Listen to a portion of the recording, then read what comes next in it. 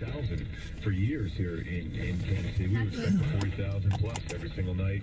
Every once in a while with rain delays and things like that, you know, it may have a little less of a crowd, but they expected to win, but they were always behind you.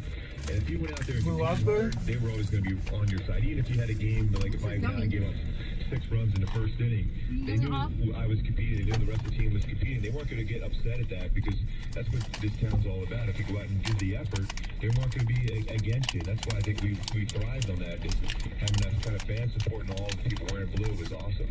Even though you had the veterans you talked about in the rotation helping you out, and your second year you wind up going to the World Series and so forth.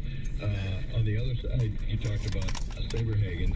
What did that do for you? The guy that you come up with being on the team in the rotation. Well, the good thing is we were roommates. We both lived with George Brett in the first month of the season in '84. He was racing up. We're like, really? You're letting us live with your place there? So it was, and then he found us a condo living down in the block. Face one something. It was a great transition. Me and Sabes have known each other for quite some time, and you know, all the good memories we had as kids in the minor leagues, while sitting down where it's big league level. And it was, you know, obviously with the staff we had, it was always competition. Danny Jackson is one of the best left-handers in the game. Charlie Liebrandt, even though he was a little bit older than us, hadn't had a lot of experience.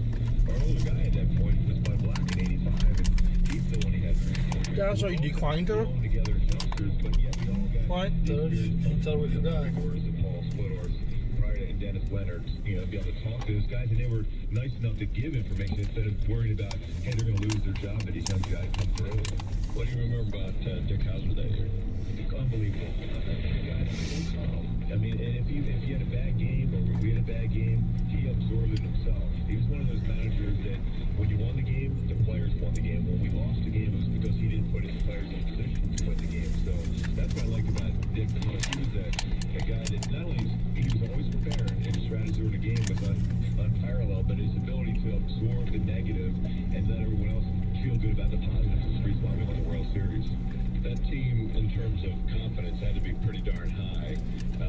And was it confidence without cockiness? How would you describe the kind of the attitude against your field? Well, I think that even we saw that even in the playoffs, we're down 3 games, 1 against Toronto, we come back. We fall behind 3 games and 1 in the World Series against the Cardinals. Both those teams, everyone's perception were better than us.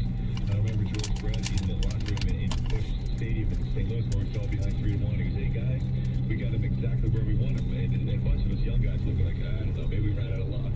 But he didn't laugh or nothing. He's like, he was serious about it. Of course, he went out there, we win, you know, the next game, and then of course the next 2 games we win the World Series.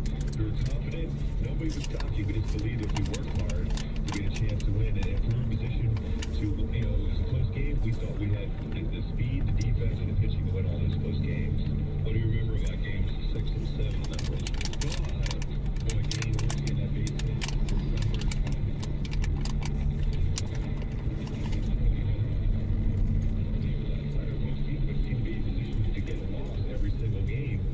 I think it was Brian Hartman had a flare right over second base to give the Cardinals that 1-0 lead, and you know the Don Deginger call first. People always remember that, and guys say stuff. I said, yeah, there was only 1 out when we scored, so there's no reason to believe that somebody else would have got him, especially the way that team was. Somebody was going to come through.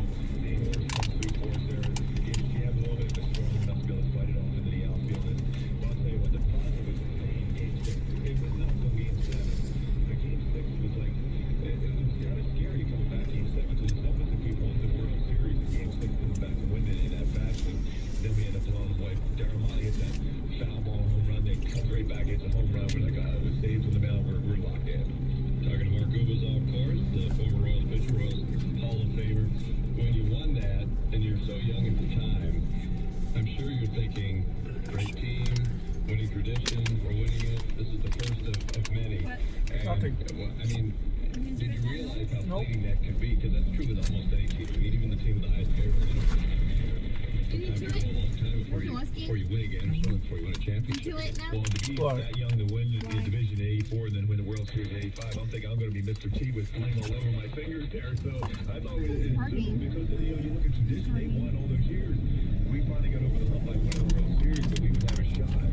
But then looking at the news the very next, you know, All-Star break about Dick Hauser being sick, we were like, all of a sudden, I don't know whatever happened at that point, whether that's the reason why we fell apart. We didn't have our skipper there to get us through the uncharted waters, whatever the case would be. Things just kind of fell apart. We had some good teams after that. We really had quite the camaraderie. They let go of, they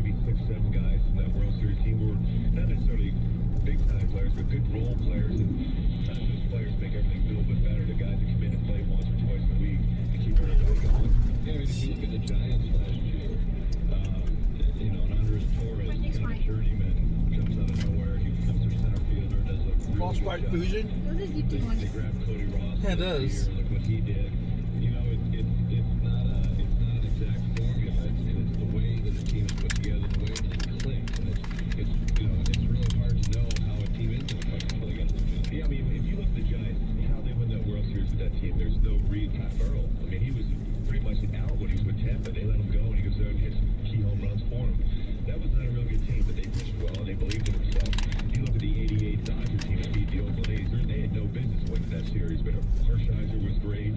Mike Socha, came through some key hits for him. They should have lost that in 4, yet they win in 5, I think it was. So it's all about, people can talk about chemistry all they want sometimes. There's teams like Oakland and Series that fought each other.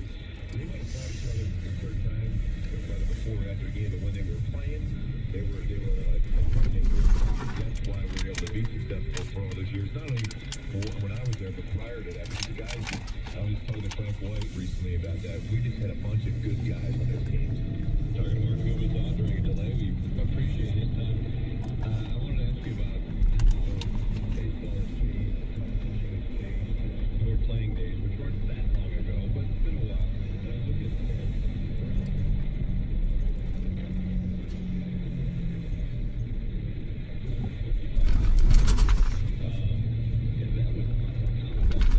never see that. Well, I think the mentality was you were upset at yourself if you were not going 8, 9 innings because you feel you're letting your team down, forcing your manager to get 9, 12 outs out of your bullpen, which, for me, that's your job. There's guys playing the everyday players are playing 9 innings. That's my job to play 9 innings. I think that was the mentality for the longest period of time. Then all of a sudden we involved in this guy. Yeah. Right-handed stuff. You have your long man, you have your middle guy, all these different roles for players, and it shortens up the game. So the hitters, it's more difficult for hitters now because they don't see the same pitcher 3, 4, 5 times over the course of the game. So that part is good, but I think pitchers, and I think you see it in Texas now with Nolan Ryan, he's not satisfied with guys going 5 or 6, because you should be. Your job, just like the everyday player, is to go 9 innings, and that's what the mentality you have to have. You've been in this game a long time, and your manager has been very successful for a long time. You say you're a manager, as an announcer for the Angels now. Mike Socha, who you mentioned, who of course is a national player with the Dodgers. Ain't going up against it.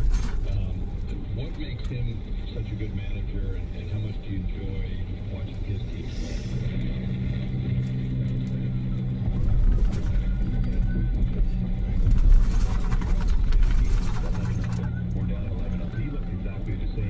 Same demeanor, protects his players almost to a fault at times. But he's a guy, though, if you challenge him and don't run out of baseball, get a ground ball in the infield, and you kind of walk in the first base, Excuse me. be in there. So he has that in him to be the best player on the team. If you're not hustling and not playing hard or being on time for things, then he'll take discipline for that. But he's a guy that will absorb the negatives just like Dick House did, but also let the players enjoy their successes. Mark Gubicza, you were Yeah. a stud pitching prospect in the organization, a draft pick. You came up and you had success pretty early. As you know, some guys take a while to have it click. But if you had to give Mike Montgomery and Chris Dwyer and these guys, these young guys, advice about handling things, because they're on their way to Kansas City, they're kind of on the way here. What would you tell those guys? What do you think will help them make the transition as smooth as possible? I think the bottom line is be prepared and absorb from veterans around us. When I came up, I talked to Tom Seaver for a while, the late Don Drysdale. I talked to Don Drysdale for about 3 hours about pitching one time, and I thought most times he would just kind of say, well, no, just don't waste my time. But most veteran guys, whether they're players or retired, love to talk the game. If you can absorb some information from somebody, then that's success. I think you have a chance. You don't have all the answers. The guys that come up thinking they have all the answers and they're not good. Used to be Absorb Sackett. and be prepared, because there's ups and downs. I mean, you can throw the ball extremely well, but a couple of flares in the outfield, a couple of pitches on the corner, and the umpire doesn't call, or your team doesn't score behind you. If you're going along, that keeps mounting, and the negatives keeps mounting, then you can struggle. But get as much information as possible. And Dennis Leonard gave me some of the best advice. He said, you got the 30-minute window, and I always go, what does that mean? He says 30 minutes minutes after the game, you either get excited about your performance, or obviously you're mad about your performance. But once this 30 minutes are over with, it's over. Clear your mind and get ready for your next start, because it doesn't do you any good to dwell on it anymore. To dwell on your career, you're a big part of Royals country. I know the fans love you, and they love when you walk around the plaza, you still look like you can play. And Mark, great to see you. And I know the fans in Kansas City are always great. They don't necessarily like seeing the Angels come to town, but they love it when Mark Lupasok comes to town. Well, I appreciate you. And we had some pretty good rivals with the Angels back in the day. I know some battles there in the mid-'80s, which we overtook it, but I try not to say that too often. Mark, thanks. I appreciate it. There's Mark Langston. That was 15 years ago. Mark Gubicza. Oh boy, it's been a long day. That was Mark Gubicza from 15 years ago, and he's even here tonight. It's a rain delay at Kauffman Stadium. We've had a lot of these, and we have another one here. The good news is we think the rain is not that far away from the party, but at the moment it's still raining. The tarp still covers the infield here. It will be part of the telecast tonight nationally for Peacock. That was years before he was grandfather, back in 2011. Right now, let's pause for station identification on the Royals Baseball Network. Hey, it's Seth Lugo, and this is your home for Royals Baseball. 96.5 The Fan, KFN, PFM, and AM, HD1 and HD2, Kansas City, in Odyssey Sports Station. We're just past the top of the hour here, 6:02 here at Kauffman Stadium. 7 runs, 15 hits, no errors for the Angels.